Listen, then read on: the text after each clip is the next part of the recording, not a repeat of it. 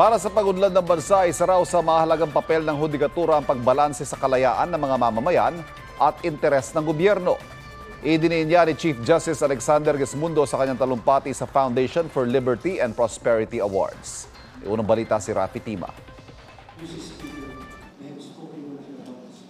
Binigyang din ni Chief Justice Alexander Gesmundo ang halaga ng hudikatura sa pag-unlad ng bansa. Sinabi ni Gesmundo sa Foundation for Liberty and Prosperity Awards 2022-2023 ng Foundation for Liberty and Prosperity na itinatag ni retired Supreme Court Chief Justice Artemio Panganiban. Kasama sa mga dumalo sa pagtitipon, si GMA Network Chairman and CEO, Attorney Felipe Algozon. Ayon sa punong mahistrado, mainam para sa ekonomiya ang pagbalanse sa karapatan at kalayaan ng mga mamamayan at sa interes ng pamahalaan. Mahalagaan niya ang mga desisyong inilalabas ng hudikatura para rito. When we talk of liberty and prosperity, we talk of food on the table, of children being able to go to school, of enterprise being allowed to flourish and uplift others with it, of Filipinos from all walks of life being able to live in security and with dignity.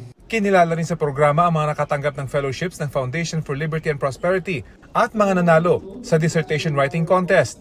Tinalakay rin sa programa ang ilang proyekto tulad ng pagtatatag ng isang interactive at AI-powered museum na layong ilapit ang hudikatura sa mga mamamayan. We would like the Supreme Court to be known by our people, to be able to reach out to them. They can talk with their bots, their images. I think it's a very good project and I hope it becomes a reality. Karamihan sa mga kababayan natin hindi naiintindihan yung mga workings ng legalities ng mga courts, especially the Supreme Court. So that will help a lot.